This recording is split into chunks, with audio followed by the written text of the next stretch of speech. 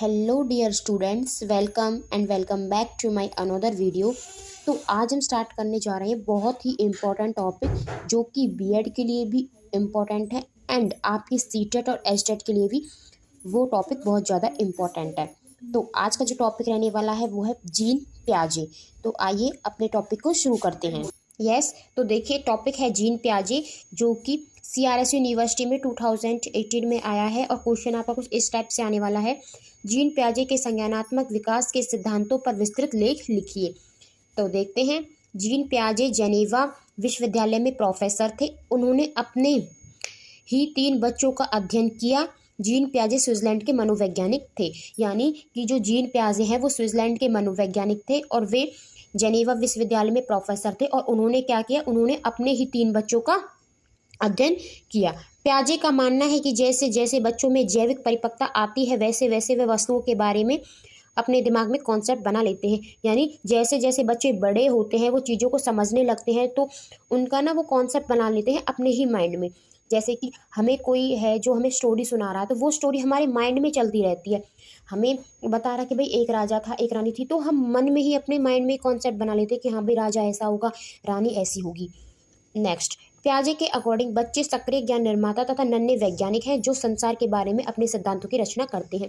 पियाजे ने बोला है कि जो बच्चे हैं खुद ही नन्हे नन्हे वैज्ञानिक बन जाते हैं और संसार के बारे में अपने सिद्धांतों की रचना करते हैं। पियाजे के अकॉर्डिंग बच्चों की थिंकिंग अडल्ट से प्रकार में अलग होती है, न कि क्वांटिटी में। यानी पियाजे ने बोला है कि जो अडल्ट की थिंकिंग है और बच्चों की थिंकिंग है वो अलग अलग हो सकती है। कैसे? वो टाइप्स में अलग हो सकती है परंतु क्वांटिटी में नहीं, क्योंकि बच्चों में भी दिमाग होता है और आपके अडल्ट में भी दिमाग होता है। Next, concept of cognitive development. तो सबसे फर्स्ट है, यानी फर्स्ट पॉइंट है अनुकूलन, एडेप्टेशन। वातावरण के अनुसार अपने आप को ढालना अनुकूलन कहलाता है। इसकी 2 प्रक्रिया होती है। यानी जैसे आप वातावरण में रह रहे हो आप उसी में ही ढल जाना, अपने आप को उसी में ही ढाल लेते हो, तो उसको अनुकूलन कहते हैं। और इसकी 2 प्रक्रियाएं हैं। फर्स्ट है आपकी आत्मसत्करण जो कि है एसिमिलेशन, पूर्व ज्ञान को नए ज्ञान के साथ जोड़ना आत्मसत्ताकरण कहलाता है। यानी अगर आपके पास अपना कुछ पुराना ज्ञान है और आपको कुछ नया ज्ञान मिलता है तो आप पुराने ज्ञान को नए ज्ञान के साथ जोड़ लेते हैं। जैसे कि एग्जाम्पल से समझते हैं, कोई छोटा बच्चा है उसने कुत्ता देखा तो हमने क्या कह दिया, उसने ब्लैक रंग का डॉग देखा, उसने समझ लिया कि हाँ भाई जिसके 4 टांगे हैं और ब्लैक कलर का है और ये भौ भौ कर रहा है तो ये कुत्ता है। अब वो थोड़ा सा आगे जाता है तो उसको फिर एक कुत्ता मिलता है पर उसका कलर ब्लैक नहीं होता, उसका कलर वाइट है। तो उसने देखा कि हाँ भाई इसकी 4 टांगे हैं, ये भी भौ भौ कर रहा है और मैं जो पहले देख के आया हूँ ब्लैक कलर का कुत्ता, तो उसकी भी 4 टांगे थी, वो भी भौ भौ कर रहा था। तो उसने क्या किया, जब उसे नया ज्ञान प्राप्त हुआ तो उसने अपने पुराने ज्ञान को देखा और अपना तालमेल बैठाना शुरू कर दिया, पुराने ज्ञान के साथ भी और नए ज्ञान के साथ भी। फिर उसने क्या जाना कि हाँ भाई कुत्ता में कलर अलग हो सकते, वो वाइट भी हो सकता है, ब्लैक भी हो सकता है, रेड भी हो सकता है, पर जो ये है कि 4 टांगे ही रहेंगी, भौ भौ ही करेगा, एक मुंह रहेगा, 2 आंखें रहेंगी। तो उसने जब नया ज्ञान प्राप्त किया तो उसने अपना पुराना ज्ञान भी उसके माइंड में रहा। आई होप आपको समझ में आया होगा। सेकेंड पॉइंट है समायोजन, एकमेंडेशन। पूर्व ज्ञान में परिवर्तन करके वातावरण के साथ तालमेल बिठाना समायोजन कहलाता है। यानी कुछ तो उस पर पहला ज्ञान है, अब क्या किया उसने वातावरण के अकॉर्डिंग उसमें तालमेल बिठाया। इसमें हम लेते हैं कैट को। उसने बिल्ली देखी, उसने सोचा कि भाई 4 टांगे तो उसके है, जो मैं कुत्ता देख के आया था 4 टांगे उसकी भी, पर उसने क्या देखा ये छोटी है वो बड़ी है। यानी उसने पूर्व ज्ञान उस पर पहले था परंतु जैसा वातावरण है उसके साथ उसने तालमेल बिठा लिया। आगे उसे पता चल गया कि भाई 4 पैरों वाला कुत्ता ही नहीं रहता, 4 पैरों वाली बिल्ली भी रहती है, पर बिल्ली थोड़ी सी स्ट्रक्चर में अलग है। नेक्स्ट पे चलते हैं, साम्य धारण संतुलन, इक्विलिब्रेशन। इसके द्वारा बच्चा आत्मसत्करण व समायोजन की प्रक्रिया के बीच संतुलन कायम करता है। यानी इन दोनों क्रियाओं के साथ जो बच्चा तालमेल बैठाता है, यानी जो संतुलन का कार्य करते हैं वो आपके साम्य धारण या फिर संतुलन है। स्कीमा, मानव के दिमाग में जो चीज़ें पहले से स्टोर होती हैं वह उनका प्रयोग करके किसी विषय के प्रति एक धारणा बनाता है। यानी जो चीज़ें मनुष्य के दिमाग में पहले से ही हैं वो उनका ही प्रयोग करके स्कीमा बनाता है। मतलब कि जैसे कि फॉर एग्जांपल के लिए हम बोले कि बच्चे के मन में कुछ चल रहा है या फिर कोई स्टोरी चल रही है तो वो उस स्टोरी को ना पूरा ही बना लेगा अपने दिमाग में। अब जो स्टोरी अपने दिमाग में बना रहा है वो स्कीमा ही है कि उसके दिमाग में कुछ स्टोर है और उनका प्रयोग करके वो किसी एक विषय पर धारणा बना रहा है।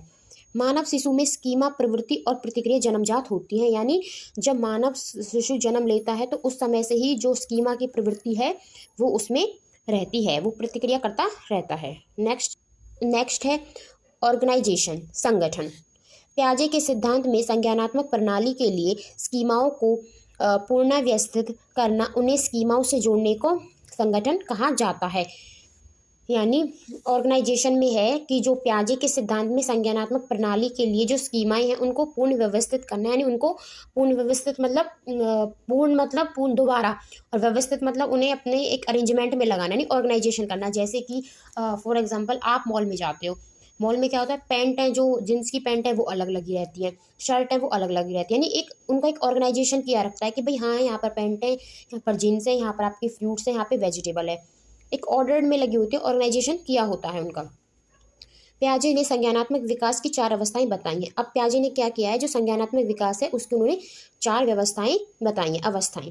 फर्स्ट है संवेदी पेशीय अवस्था, sensory motor stage. Sensory motor stage आप थोड़ा सा इसके नाम से समझ सकते हो कि सेंसरी यानी जो उसके सेंस ऑर्गन्स होते हैं उनसे सीखना, जो कि 0 से लेके 2 साल, 0 तो क्या 2 साल जो बच्चे हैं उसमें ये अवस्था पाई जाती है, यानी जो 0 से लेके 2 साल तक के बच्चे हैं वो अपने सेंस ऑर्गन से सीखते हैं, यानी अपने ज्ञानेंद्रियों के माध्यम से सीखते हैं। जैसे कि ज्ञानेंद्रिय आपको पता है हमारे 5 सेंस ऑर्गन्स होते हैं, eyes, ear, nose, tongue and skin, तो इनके माध्यम से बच्चे सीखते हैं। इसमें वस्तु स्थायित्व, ऑब्जेक्ट परमानेंस का गुण आ जाता है, यानी बच्चा अपने दिमाग में वस्तुओं की छाप बनाना शुरू कर देता है, जिससे वह छिपी हुई वस्तुओं को भी ढूंढ लेता है।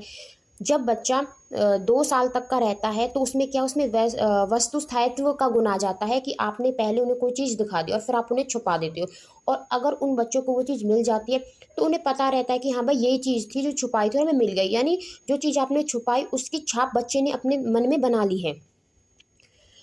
सेकंड पॉइंट है पूर्व सक्रियात्मक अवस्था, प्री ऑपरेशनल स्टेज, जो कि 2 से लेकर 7 वर्ष के बच्चों में पाई जाती है।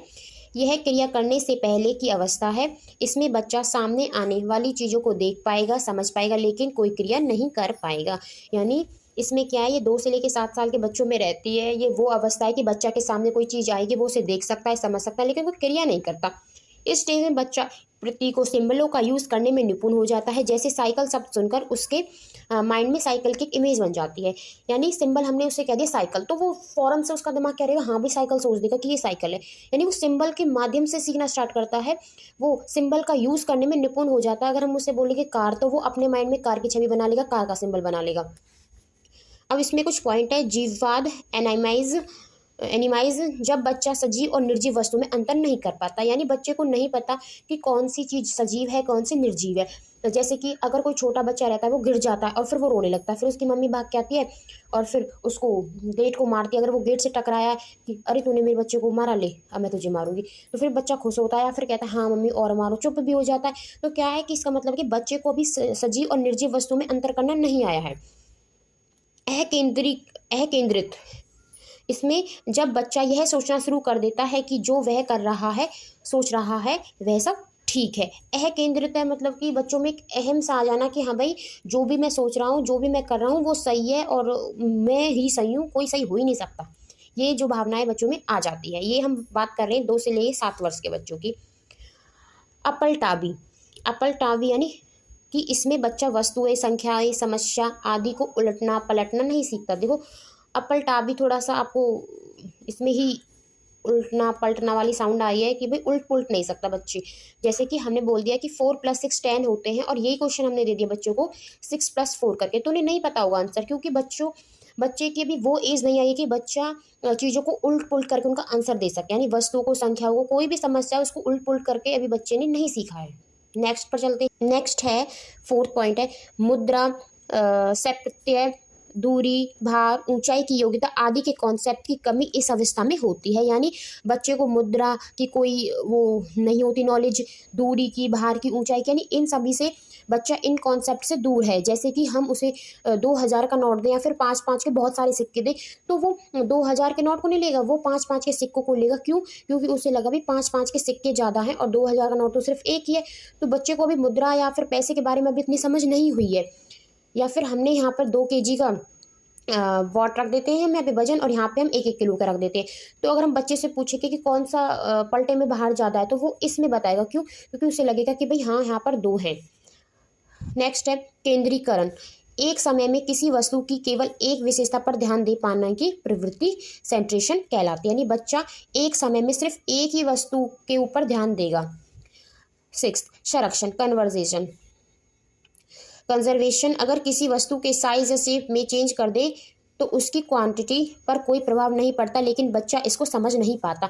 यानी हम एक कटोरी में उसे दूध देते हैं, और एक मतलब कि थोड़ी सी चौड़ी कटोरी है, थोड़ी सी चौड़ी कटोरी, यानी क्वांटिटी दोनों में यही है कि इसमें भी उतनी ही आएगी, इसमें भी उतनी आएगी। बट हम बच्चों को दूध के लिए बोले तो वो इस वाली को लेगा, क्योंकि वो देखेगा हाँ भाई ये थोड़ी सी साइज़ में बड़ी है, जबकि क्वांटिटी दोनों की सेम है। तो बच्चा सेज और जो साइज़ और शेप में डिफरेंट नहीं कर, वो साइज़ और शेप को देख कर लेता है, उससे क्वांटिटी का उस पर कोई प्रभाव नहीं पड़ता। क्रमबद्धता।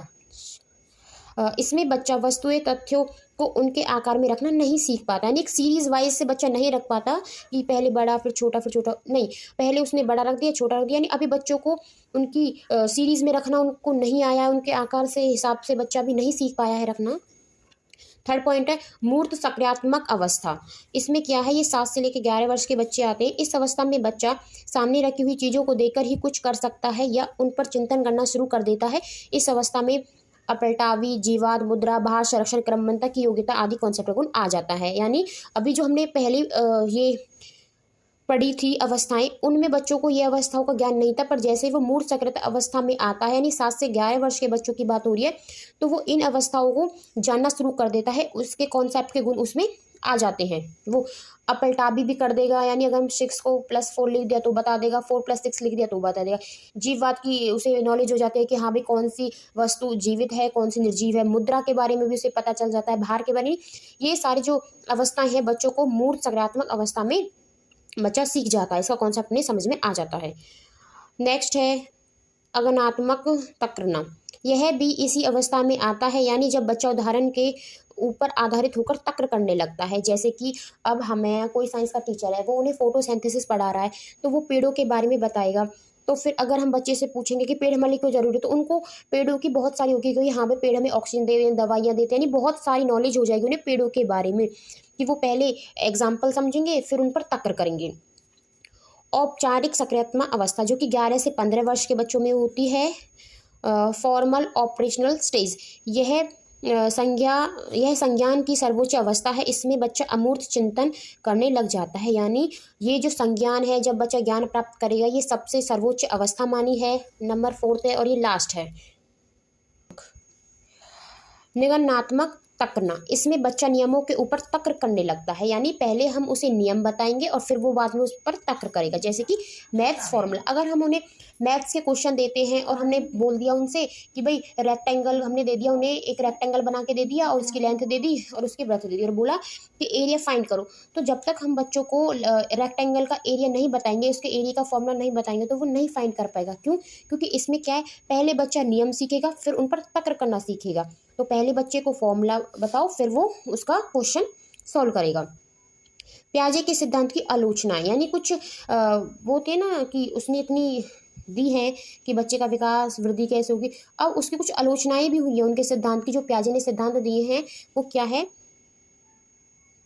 प्याजे ने मानसिक विकास के चरणों के क्रम को अपरिवर्तनशील बताया है। उसने कहा है जो मानसिक विकास होता है, जो उसके चरण होते हैं वो अपरिवर्तनशील होते हैं, मतलब कि उनमें कोई भी परिवर्तन नहीं होता। परंतु हम इस बात से सहमत नहीं है। क्यों? क्योंकि अगर बच्चों को हम अच्छा वातावरण दें, उन्हें अच्छी गाइडेंस दें, तो वो परिवर्तनशील हो सकते हैं। बच्चा अपनी क्षमता से अधिक सीख सकता है अगर उन्हें सही डायरेक्शन में नॉलेज मिल रही है, सही गाइडेंस मिल रही है और सही इन्वायरमेंट मिल रहा है। तो ये आलोचना की है प्याजे के सिद्धांत की। आई होप आपको ये टॉपिक समझ में आया होगा। वीडियो थोड़ी सी लेंथी है, पर मैंने कोशिश की कि प्याजे का सारा कॉन्सेप्ट इसी वीडियो में हो जाए। तो थैंक यू फॉर वॉचिंग।